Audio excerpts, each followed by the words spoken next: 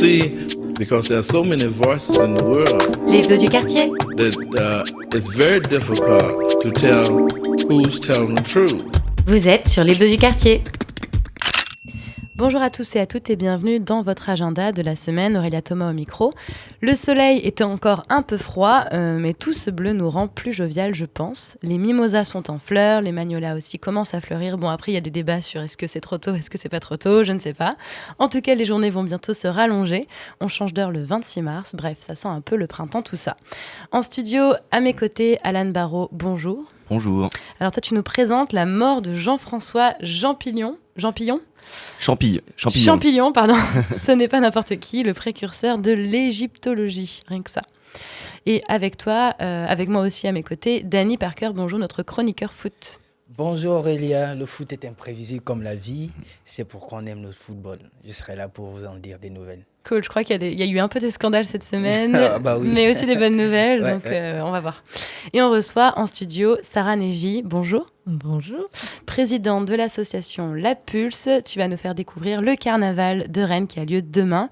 On va tout savoir, j'espère que tu vas nous en faire voir toutes les couleurs. Bon, elle était un peu facile celle-là, mais avant ça, l'agenda de la semaine. Quartier des Ondes, get ready, feel at home. Quartier des Ondes, installe-toi. Quartier des Ondes, fais comme chez toi. Langophonie vous propose une formation de 2 jours sur le thème laïcité et non-discrimination. Donc c'est le 31 mars et le 1er avril 2023 pour une journée complète de 9h30 à 16h30. Donc la formation, elle se déroule avec les 2 formatrices qui sont habilitées à Langophonie. L'idée, elle est de mettre le concept juridique de laïcité dans une perspective de non-discrimination, mais dans des cas concrets, basés sur des études. Et puis, c'est aussi l'occasion de poser vos propres questions sur des situations que vous auriez pu vivre au quotidien, ou que vous pouvez vivre régulièrement. La formation, elle est gratuite, sur inscription par contre. Le formulaire, il est en ligne ou par téléphone. Il suffit de taper Langophonie, formation laïcité. Vous allez tomber sur les contacts. Si ce sujet vous intéresse, d'ailleurs, n'hésitez pas à écouter notre émission Dans la mécanique de l'esprit sur la laïcité. Tous les mois, en fait, on enregistre une émission sur la laïcité et la thématique qui est abordée cette semaine, c'est la fin de vie, l'émancipation. Un sujet assez grave mais très important. Donc ça passe lundi et jeudi à 16h. C'est bientôt le 8 mars, la journée internationale du droit des femmes. À Rennes, la journée est célébrée sur tout le mois. La compagnie de danse africaine et contemporaine Koulibaly se joint à la fête. L'occasion aussi pour eux de fêter leurs 35 ans. Ils seront sur les 3 événements. Je laisse Morgane Ray, chorégraphe et interprète de la compagnie, nous parler de l'événement. Et nous proposons pour la journée des droits des femmes le 7 et 9 mars des cercles de danse africaine où tout le monde est le bienvenu. Et ensuite, le 10 mars, nous jouerons au Théâtre du Vieux Saint-Étienne à 20h et non pas 20h30, la pièce Hildegarde. Hildegarde est une pièce qui traite de la guérison comme art de vie et de l'art comme guérison. Et elle invite Manuel Decoq au violon et au doudouk. Le doudouk, c'est une flûte. Elle invite aussi 2 danseuses, une solaire et une lunaire, qui sont les 2 faces de la médecin Hildegarde de Bingen du XIIIe siècle, qui était une médecin féministe, qui a écrit des traités sur les plantes dont on se sert encore, et qui a écrit de la musique et de la danse pour guérir les gens. Voilà. C'est pas prix libre, il n'y a pas d'entrée payante, mais il y a un soutien au travail global de la compagnie. Pas seulement sur la pièce, mais sur le travail global, sur toutes les actions qu'on mène en fait. Merci Morgane. Pour le spectacle du vendredi 10 mars, n'oubliez pas de réserver vos places par mail. Leur mail c'est association.koulibaly@orange.fr. Et le vieux théâtre de Saint-Étienne n'ouvre pas non plus souvent ses portes, donc c'est toujours une belle occasion de voir ce bâtiment historique qui est à Rennes, qui est vraiment très beau. En parlant de bâtiments historiques, est-ce que vous aimez les musiques épiques de films ? Est-ce que vous avez déjà rêvé d'aller à l'opéra ? Eh bien, c'est possible pour 0 €. Encore un autre bon plan pour découvrir un beau bâtiment à Rennes. Il y a l'orchestre en fait symphonique du Conservatoire. des presque pros qui vous offrent cette chance, justement. Formation à grand effectif dans lequel figurent toutes les catégories d'instruments. Il y a des violons, alto, saxo, violoncelle, piano, percussion et que sais-je encore de fantastique. C'est plus de 60 élèves de cycle 3 et cycle d'orientation professionnelle. Pour ceux qui ne connaissent pas, le cycle 3, c'est le dernier cycle au conservatoire. C'est un peu comme le bac au lycée. Et donc, sous la direction de Gonzalo Bustos, l'orchestre symphonique vous invite pour sa 2e session dans le cadre prestigieux de l'Opéra de Rennes. J'avais eu la chance de les voir au conservatoire Rennes 1 l'année dernière et c'était vraiment très chouette, mais cette fois-ci, l'opéra, je trouve, ils ont fait fort. Dépêchez-vous par contre de prendre les places. Alors, c'est gratuit, mais c'est sur réservation et vu le bon plan que c'est, ça risque de partir assez vite. Ce qui est pratique, c'est qu'il y a 2 horaires. Ils proposent 2 sessions. Il y a une première à 19h et une deuxième à 21h. Je rappelle que c'est gratuit. C'est mardi 7 mars. Pour s'inscrire, il faut juste chercher l'événement sur leur site internet en mettant orchestre du conservatoire à l'opéra. On continue en musique avec Jardin Moderne qui recrute. Jardin Moderne, c'est une association rassemblant musiciens, musiciennes et porteurs de projets artistiques. Ils ont notamment 7 studios de répétition, dont 1 équipé pour l'enregistrement. C'est un organisme aussi de formation, un centre de ressources, un bar, un restaurant, une salle de spectacle, un café-concert. Voilà une structure qui donne envie de travailler avec. 3 postes à pourvoir. Alan veut travailler là-bas. Moi, je vais vous quitter. Reste un peu avec nous. Non, 3 postes à pourvoir, un poste de co-direction pour les activités de la structure, un poste de co-direction pour l'administration et un poste en tant que chargé de communication. Donc c'est pas trop mon domaine, tu vois. Ils renouvellent tout le monde, quoi. C'est ça. Ce sont des temps pleins à 35 heures. Les postes en co-direction débutent en septembre prochain et en communication fin juin, début juillet. Vous avez jusqu'au 26 mars pour envoyer vos candidatures. Vous trouverez toutes les informations supplémentaires sur le site internet de Jardin Moderne dans la rubrique Actualité. C'est vrai que le Jardin Moderne, ça fait envie. Ils organisent des événements vraiment très très souvent qui sont super chouettes et ils proposent, en tout cas, ils ont des propositions très originales. Leurs formations sont super cool aussi. Ouais. Vous rêvez... alors... Faut enchaîner. Il faut enchaîner, Alan. Alors, est-ce que vous rêvez de vous jeter de la peinture dessus, un peu comme quand vous aviez 3 ans? Enfin, je sais pas si vous faisiez ça quand vous avez 3 ans, mais je trouve que c'est un peu un truc qui donne envie. Cet événement est fait pour vous, écoutez bien.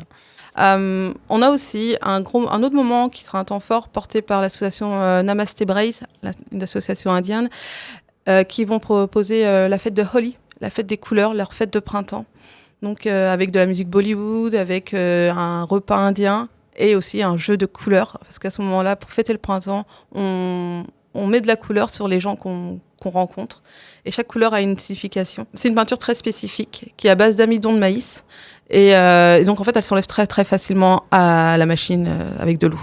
C'est une information qu'il faut retenir en effet parce que pas toujours envie de... Bon, sortez, en gros, faut venir en blanc et vous inquiétez pas, vous pourrez laver vos vêtements, ça va partir.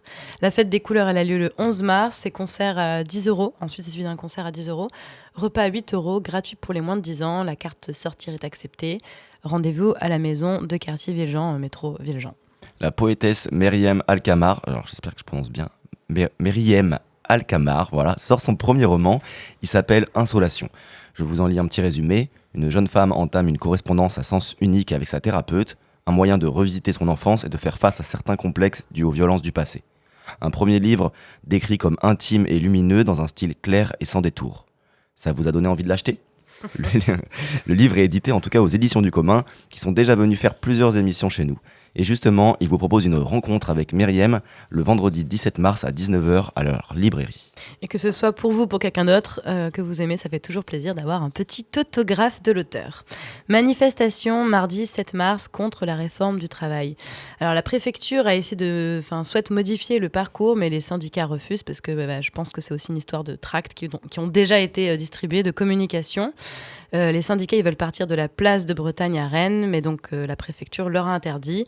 Bon, pour l'instant, le départ, il est prévu à 11h, place de Bretagne. Il faudra rester connecté pour voir s'il y a des modifications. De toute façon, Rennes, c'est pas non plus très grand. Je pense que si vous avez envie d'aller à la manifestation, vous pourrez les retrouver facilement. Et puis, on enchaîne avec la journée du 8 mars pour les droits internationaux de la femme. Partout à Rennes, vous trouvez des événements, concerts, conférences, manifestations autour de la femme et de ses droits. Alan, tu nous en proposes quelques-uns. Enfin, un autre. Oui. En effet, Co-Compagnie vous propose son spectacle Collectiva. C'est une foule de femmes et d'hommes chanteurs, musiciens, professionnels et amateurs qui chantent les droits des femmes dans l'espace public sur un répertoire d'Amérique latine. La ligne artistique de la Co-Compagnie, c'est de créer des spectacles professionnels voués à accueillir un très grand nombre de chanteurs et musiciens amateurs. Cette année, c'est des élèves du lycée et du collège Anne de Bretagne et du lycée Descartes de Rennes qui s'unissent aux 150 personnes du chœur et de l'orchestre. Donc il y a 3 dates à retenir.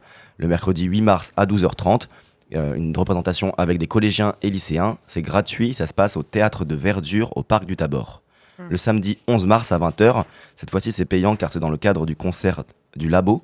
Le tarif normal c'est 10 €, le réduit c'est 5 € et c'est gratuit pour les moins de 18 ans. Ça se passe à la salle des Ruisseaux à Champy. Sinon il y a le vendredi 31 mars à 19h30, une représentation avec des lycéens cette fois-ci et une fois de plus gratuit à la salle polyvalente de la Brouexière. Eh bien, ça en fait des événements. Oui. Bon, pour finir avec cet agenda, je vais vous parler un petit peu film. J'avais envie de vous parler d'un film ce week-end que j'ai vu, qui m'a complètement retourné. Vous en avez sûrement entendu parler. En général, je vous parle de sortie cinéma. Là, c'est vrai qu'il est sorti déjà il y a 1 an. Mais j'avais quand même envie d'en parler. C'est une histoire vraie. Le film s'appelle Les Nageuses. Je ne sais pas si vous avez eu l'occasion de le voir. C'est 2 sœurs syriennes, jeunes adultes, qui quittent leur pays sous les bombardements du pays pour se rendre à Berlin. Et on les accompagne sur tout leur périple de migration, en fait, du moment où elles prennent le bateau. Vraiment, on suit vraiment chaque étape. La lumière du film est juste magnifique. Les scènes d'action sont à couper le souffle. Les jeux des 2 actrices, je le trouve vraiment incroyable. Elles ont quelque chose dans le regard de je sais pas, une sorte de sagesse, ou en tout cas je trouve que c'est très authentique et on suit le rêve aussi d'une des 2 sœurs qui veut faire les JO. Voilà, je vous en dis pas plus, on écoute un petit extrait.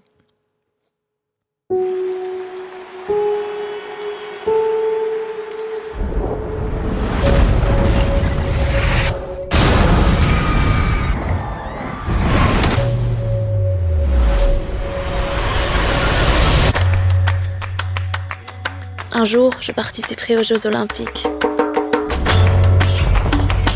Le conflit en Syrie a pris une ampleur incontrôlable.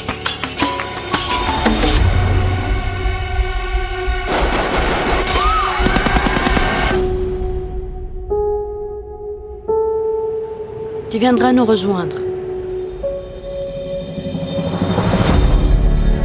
Il dit qu'il peut nous faire prendre un bateau direct pour Lesbos. Il n'y a plus de place dans ce bateau!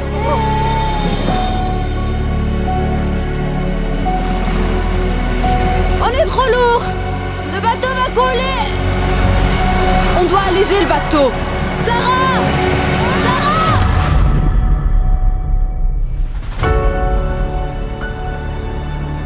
Qu'est-ce que vous avez fait toutes les 2 dans la mer? C'est elle qui est allée en premier. C'est une super-héroïne. Bon, vous pouvez retrouver le film sur Netflix. Je vous conseille quand même de l'écouter en version originale. Voilà, là j'ai mis en français pour que vous puissiez un peu comprendre, mais c'est quand même mieux en version originale. C'est un film dramatique américano-bricano-syrien réalisé par Sally El Hosseini à partir d'un scénario qu'elle a coécrit avec Jack Thorne et il est sorti donc en 2022. On retrouve nos 2 chroniqueurs préférés. Et oui, c'est l'heure de remonter le temps avec les éphémérides d'Alan Barrow. Aujourd'hui, on part en Égypte avec les découvertes du français Jean-François Champollion. On a eu une petite erreur tout à l'heure, c'est Champollion. En effet, à l'occasion de l'anniversaire de sa mort, le 4 mars, retraçons la vie de celui qui a, pour la première fois, déchiffré les hiéroglyphes. Je rappelle le concept, mes chroniques sont inspirées des éphémérides de la semaine. Une éphéméride est une liste qui regroupe les événements importants qui se sont produits le même jour. Une date pour revisiter l'histoire enrobée de quelques digressions. Aujourd'hui, c'est l'éphéméride du 4 mars qui dicte ma chronique. Remontons le temps jusqu'en 1832.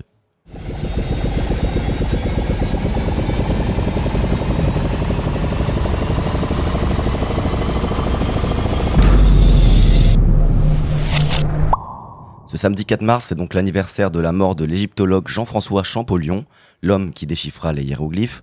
Cela fait 191 ans et c'est l'occasion de revenir sur ces grandes découvertes et de voyager en Égypte antique, un empire qui fascine et stimule notre imaginaire depuis toujours. Mais d'abord, c'est qui ce gars ? Jean-François Champollion est un égyptologue français né le 23 décembre 1790. Il est considéré comme le père de l'égyptologie et comme un précurseur de la linguistique historique comparée. Pour les curieux, c'est une discipline linguistique qui étudie l'histoire et l'évolution des langues ou des familles de langues. Passionné, certainement surdoué, il montre dès son enfance des dispositions pour l'étude des langues grecques, latines et pour le dessin. Quand je dis des dispositions, je veux dire que le gars s'amusait en guise de récréation à copier des alphabets hébreux, syriaques ou d'Éthiopie. Il dévorait les livres de la bibliothèque de son frère, une famille plutôt intellectuelle et passionnée d'histoire, car son frère, Jacques-Joseph Champollion, fut notamment maire, historien, professeur d'université, bibliothécaire, archéologue, anthropologue et égyptologue. Notre Jean-François va pouvoir nourrir sa curiosité abyssale jusqu'à se créer un défaut de l'œil gauche à force de lire à la lumière d'une lampe mal placée pour l'éclairer. C'est le comble quand même, pas besoin des écrans pour s'abîmer les yeux à l'époque. Son frère s'occupe de ses études et d'année en année, le petit Jean-François Champollion s'arme de connaissances. Après avoir suivi des cours de langue orientale et d'histoire, il devient professeur d'histoire. Puis, son don pour les langues le mène de Grenoble à Paris sur la piste de l'écriture égyptienne. C'est comme ça que ses travaux sur l'Égypte débutent. En 1814, il publie « Égypte sous les pharaons » dédicacé à Louis XVIII. Ça, c'est juste pour le kiff. Il travaille beaucoup sur les déchiffrements des hiéroglyphes à l'aide de la pierre Rosette, une pierre qui lui a été remise en 1807 et qui a la particularité d'avoir un texte en 3 langues différentes. Le grec, l'égyptien démotique, donc c'est écrit avec des lettres plus comme les nôtres, comme les romaines, et l'égyptien classique, donc les hiéroglyphes, ces petits symboles qui sont plus comme des idéogrammes, des dessins. Ça lui prendra quand même une quinzaine d'années de dur labeur. C'est le 27 septembre 1822 qu'il présente sa découverte devant l'Académie des inscriptions et belles-lettres de Paris. Champollion a réussi à déchiffrer ces hiéroglyphes qui fascinent depuis si longtemps. Quasiment un miracle, ça lui vaut l'admiration de tous les scientifiques de l'époque. Mais puisqu'une découverte ne se fait jamais seule, on peut noter que Champollion s'appuie beaucoup sur les trouvailles de son collègue et concurrent britannique Thomas Young. Mais le truc fou, c'est qu'à ce moment, Champollion n'a jamais mis les pieds en Égypte. J'adore l'appeler Champollion. Je sais pas, il s'appelle Jean-François, mais son nom de famille, j'aime bien. Il travaillait de chez lui tel un forcené en fait, mais le 31 juillet 1828, il va enfin pouvoir fouler le sol antique des pharaons. Il réalise son rêve en partant à la tête d'une expédition scientifique. Pendant 2 années, il ne cesse de lire et de traduire des textes anciens.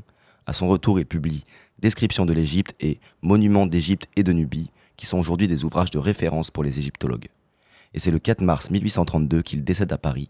Épuisé par tant d'efforts et d'acharnement, il n'a alors que 42 ans. On se souvient de lui comme le père de l'égyptologie. Ça devait être une personne intéressante à inviter en soirée, par exemple. Je pense que... Il aurait décliné l'invitation. Pas sûr, pas je sûr. pense. Merci Alan pour ta chronique. En effet, c'est un grand homme et c'est très agréable à dire, Champollion. Oui. Maintenant, on va passer sur les nouvelles du foot avec notre chroniqueur, Danny Parker. On t'écoute. Alors, les grandes lignes de cette actu foot de la semaine, c'est le sacre de Lionel Messi en tant que meilleur joueur, de Dibou Martinez en tant que meilleur gardien, du coach Scaloni en tant que meilleur coach, au titre de la cérémonie du trophée FIFA The Best ce lundi. En gros, l'Argentine a raflé tous les titres qu'il fallait lors de cette cérémonie de FIFA The Best. Toutefois, Kylian Mbappé, tout comme Karim Benzema, n'aurait pas démérité ce titre qui est finalement revenu à Lionel Messi. À la suite des plaintes d'harcèlement sexuel et moral, des propos durs et sévères à l'encontre de Zidane, Noël Le Graec a été contraint de démissionner de la Fédération française de football ce mardi. Relancé immédiatement par la FIFA, qui compte lui attribuer des responsabilités, cet acte suscite plusieurs interrogations, surtout que le Grec fait l'objet d'enquêtes. Le football féminin n'est pas épargné avec des désaccords et des mises en retrait des cadres du vestiaire, en l'occurrence Wendy Renard et Katoto. Cette tension n'arrange pas la position de la sélectionneuse française Corinne Diacre, qui pourrait de sitôt démissionner et suivre le pas de Le Grec. Au passage, nous rappelons que le mondial féminin se déroulera dans 4 mois, donc une situation assez complexe si elle est amenée à démissionner, compte tenu de la situation.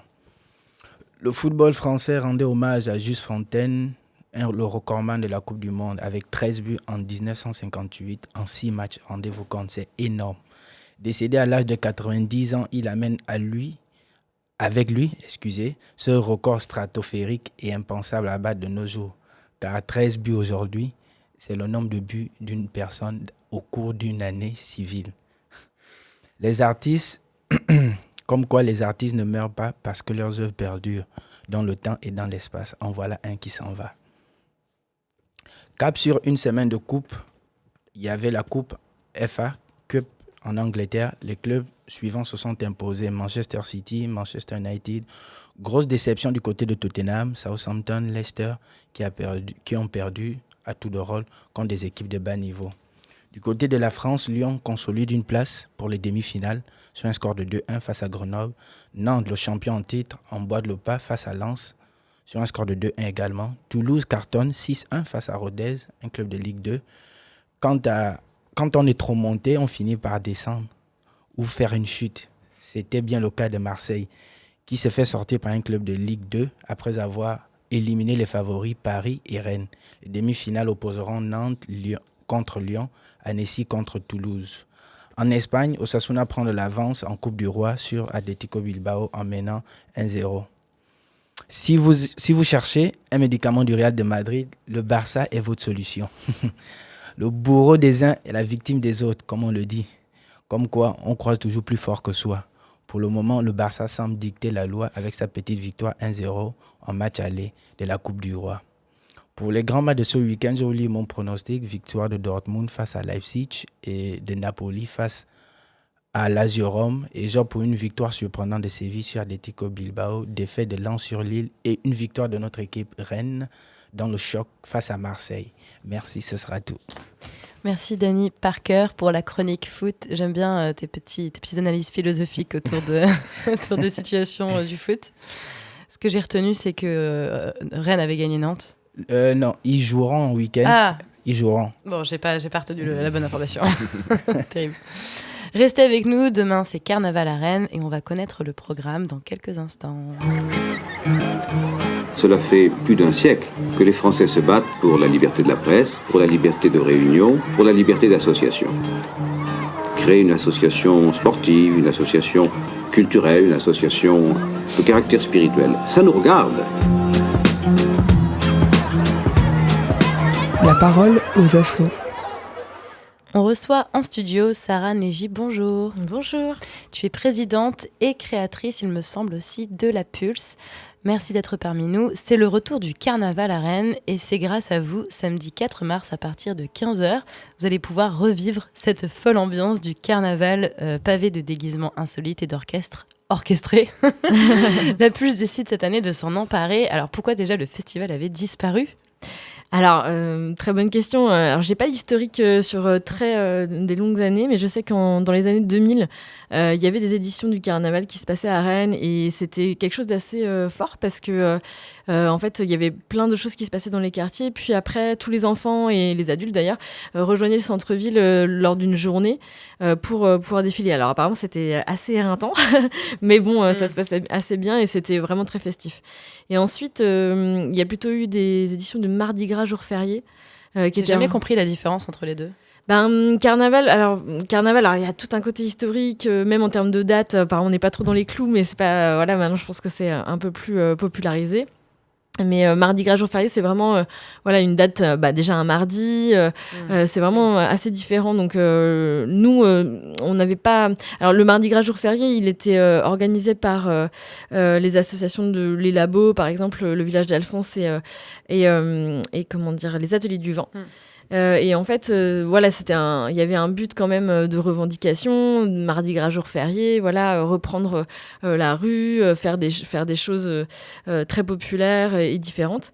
Et en fait, nous, on avait plus... donc ça s'est essoufflé, en fait, à partir de 2016-2017, il y a eu moins d'éditions ou des éditions moins fortes.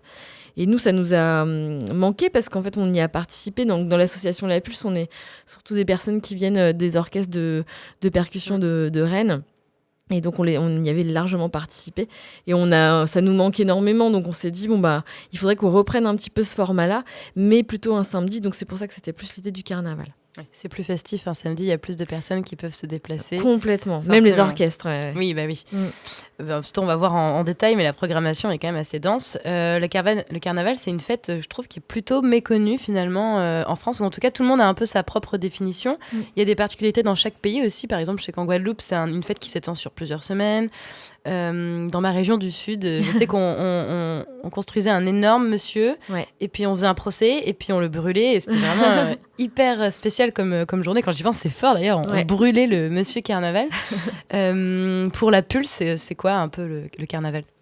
Alors nous, on vient plutôt de la culture brésilienne en fait. Donc forcément, on a plus en tête l'image du carnaval de Rio. Donc, c'est-à-dire avec plein d'orchestres qui défilent, des costumes partout, la fête. Exactement, des couleurs, des confettis. Mais en fait, nous, l'objectif, c'était... la Pulse voulait impulser... Oui, il y a tellement de jeux de mots à faire. Ah oui. On voulait impulser l'idée de l'énergie du carnaval, en fait, pour cette première édition, montrer qu'on peut refaire un défilé, qu'on peut refaire plein de choses à Rennes. On n'a pas fait une édition qui est la plus optimale en termes de propositions dans la programmation. Mais on espère, en fait, en lançant cette dynamique-là, que l'année prochaine et puis les autres années, d'autres structures de Rennes nous rejoindront, que ce soit les maisons de quartier, les associations, pour faire des choses un peu plus... collectivement, quoi. Collectivement déjà, et puis diversifier, en fait, parce que nous, on est vraiment spécialisés sur la musique, sur les orchestres, mais moi, je connais pas du tout des animations particulières qu'on peut retrouver, par exemple, au Carnaval de Dunkerque ou des choses comme ça. Alors qu'il y a plein de jeux marrants à faire au carnaval pour que tout le monde se mélange, en fait. Et ça nous manque. Donc, on espère que d'autres assos pourront nous aider là-dessus. Vous avez entendu, les associations, vous devez contacter la Pulse. Bon, vous avez quand même un programme qui est bien sympathique. Top départ du défilé à 15h, place Saint-Mélène, devant le parc du Tabor. Alors, ça va être quoi le parcours ? Alors, le parcours, Est-ce qu'il va y avoir des chars aussi ? Ah, les chars, les fameux chars. Les chars. Bah, c'est l'imaginaire collectif. Oui. Alors, il n'y aura pas de chars, comme vous l'imaginez justement cette année. Il y aura les labos qui participent justement à ce carnaval. Donc, on est très content qu'ils soient là parce que c'était une des structures qui participe au Mardi Gras Jour férié. Et ils vont proposer plutôt des vélos customisés en mode char, donc quelque chose de plus léger. Parce que pour l'instant, sur les chars, le parcours dans le centre-ville est un petit peu délicat. Il y a des rues qui sont pas du tout empruntables par des chars. Et puis parce que c'est la première édition, donc on préfère faire quelque chose de soft mais efficace. Et promis, l'année prochaine, ils vont être sur des échasses aussi, je crois. Ah oui, il y aura des échasses, ouais, carrément. Il y aura des échassiers et il y aura une grosse surprise avec une grande marionnette qui va arriver place de la mairie. Que vous allez brûler ? Non, parce qu'il y a un homme dedans, donc vaut mieux pas. Oui, non, pardon. J'essaie de retrouver ce carnaval où on brûle, mais personne n'a jamais entendu parler de ça. Si, en fait, il y a pas mal de carnavals qui font ça. Normalement, il y a un roi, je sais pas si on appelle ça un roi du carnaval, je sais plus comment on appelle ça, mais il y a effectivement une grande statue de bois qui fait office de Monsieur Carnaval et en fait qu'on brûle à la fin. Parce que dans l'idée, on fait un procès en lui disant, moi je sais que quand on était petit, on devait écrire un petit mot de tout ce qu'on avait, de tous nos mécontentements de l'année, et c'était souvent des choses un peu même, je sais pas, il a pas fait assez beau cette année, ça pouvait être des choses qu'on accusait un peu comme, comment dire, on accusait Monsieur Carnaval de choses qui sont pas, dont personne ne peut être responsable dans la vie, quoi. D'accord. C'était presque un peu au stade du dieu ou je ne sais pas quoi. Mais bon, très étrange. Alors, il y aura 5 orchestres locaux qui vont donner le ton. Est-ce que tu peux nous expliquer un peu quels vont être ces orchestres, quel type de musique, sur quel type de musique on va pouvoir danser ?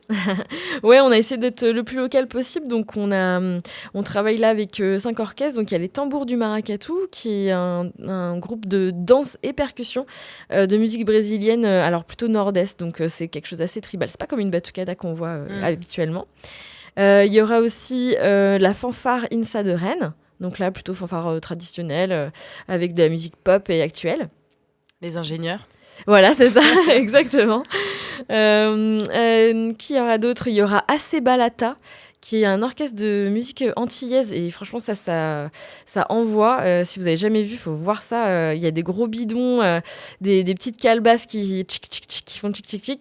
Et franchement, c'est génial, il faut voir ça. Il y aura aussi la batucada de Béton et de Pontivy, en fait, qui ont le même chef d'orchestre, donc qui vont se réunir à cette occasion-là.